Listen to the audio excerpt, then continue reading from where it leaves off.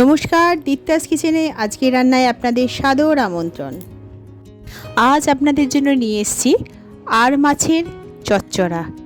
অল্প উপকরণে রান্না করা পূর্ববঙ্গের এই রেসিপিটি খেলে আপনি এর স্বাদ কোনোদিনও ভুলতেই পারবেন না। আর মাছের ঝোল, ঝাল, কালিয়া আমরা তো প্রায়শই রান্না করি এবং খেয়ে থাকি, কিন্তু এই রেসিপিটি সবার থেকে একেবারেই ভিন্ন, কিন্তু স্বাদে অতুলনীয়। খুব কম সময় এবং কম পরিশ্রমে রান্না করে বাড়িতে আসা অতিথিরও মন খুব সহজেই জয় করে নিতে পারবেন এই পদটি দিয়ে। তবে চলুন, আসুন শুরু করা যাক। এই রান্নাটি কিভাবে করতে হয় আমরা দেখে নিই। প্রথমে আমরা 6 টুকরো আর মাছ নিয়েছি।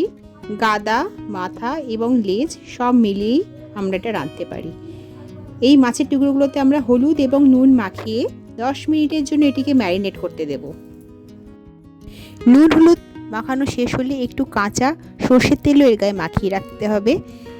এটি মাখিয়ে দিলে যখন মাছটি ভাজা হবে তখন কিন্তু আর তেল ছিটকে করার বাইরে আসবে না, কারণ এই ধরনের মাছ ভাজার সময় তেল ছিটকানোর একটা প্রবণতা থাকে।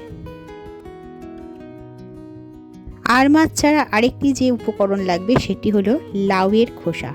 লাউয়ের খোসা আমরা এরম লম্বা লম্বা সরু সরু করে কেটে নেব। এরপরে একটা পাত্রে জল বসিয়ে জল গরম হলে তাতে লাউয়ের খোসাটা দিয়ে অল্প নুন আর হলুদ দিয়ে খোসাটাকে সেদ্ধ করে নিতে হবে। 5 থেকে 6 মিনিট মাঝারি আঁচে ফুটন্ত জলে লাউয়ের খোসাটা সেদ্ধ করতে দিতে হবে। 5-6 মিনিট পরে একবার তুলে দেখবেন, লাউয়ের খোসা নরম হয়ে এলে বুঝবেন সেদ্ধ হয়ে গেছে। গ্যাস বন্ধ করে দেবেন। লাউয়ের খোসাটা সেদ্ধ হয়ে গেলে গ্যাসে একটা কড়াই বসাবেন, তাতে সর্ষের তেল দেবেন। তেলটিকে বেশ ভালো করে গরম করে নিতে হবে। তারপর তাতে অল্প নুন দিয়ে মাছের টুকরোগুলো ভাজতে দিতে হবে। মাছের দুপাশ মিনিট 3 মাঝারি আঁচে প্রতিটা দিক ভাজতে হবে। লাল হয়ে এলে মাছগুলো কড়া থেকে তুলে নিতে হবে। আরেকটি কথা, মাছ যখন ভাজবেন তখন মাছটি চাপা দিয়ে দিয়ে ভাজবেন, তাতে যদিও অল্প তেল ছিটকোয় তা বাইরে আর আসবে না। এইভাবেই ভাগে ভাগে আমরা সমস্ত মাছগুলো ভেজে নেব। 2 বারে বা 3 বারে আপনার যতটা মাছ থাকে সেই অনুযায়ী আপনি ভাজবেন। একবারে বেশি মাছের টুকরো ভাজলে মাছ ভাজাটা সঠিক হবে না। দেখুন, সব মাছগুলোই ভাজা হয়ে গেছে। মাছ ভাজা হয়ে যাওয়ার পরে আবার কড়াইতে একটু সর্ষের তেল দিতে হবে। তেলটা ভালো করে গরম করে নিয়ে তাতে কালো জিরে এবং শুকনো লঙ্কা ফোড়ন দিতে হবে। কম আঁচে আধ মিনিট এটা নাড়াচাড়া করে সেদ্ধ লাউয়ের খোসাগুলো এতে দিয়ে দিতে হবে। দিয়ে 1 মিনিট নাড়াচাড়া করে নিতে হবে। তারপরে একে একে দিয়ে দিতে হবে হলুদ গুঁড়ো, কাশ্মীরি লঙ্কা গুঁড়ো, নুন এবং ঝাল লঙ্কার গুঁড়ো।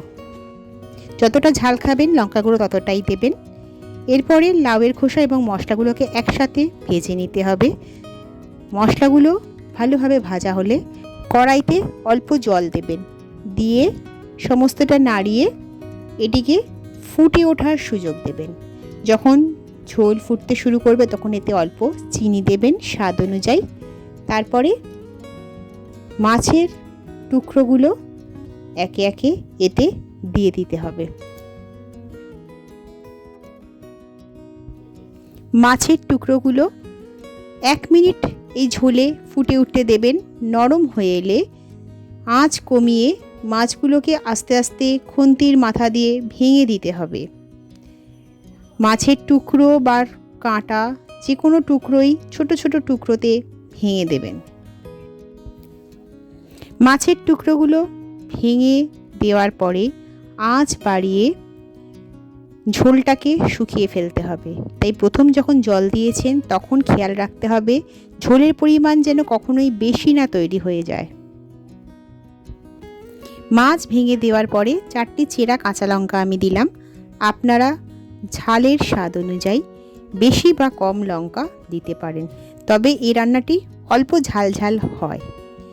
আঁচ বাড়িয়ে মাছগুলোকে নেড়ে চেড়ে ঝোলটা কমে বেশ গা মাখা হয়ে এলে গ্যাস নিভিয়ে দেবেন।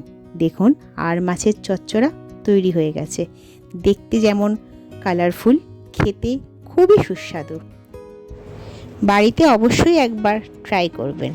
আমার রান্নাটা কেমন লাগলো আমায় কমেন্টে জানাবেন। যদি ভালো লেগে থাকে লাইক করে দেবেন।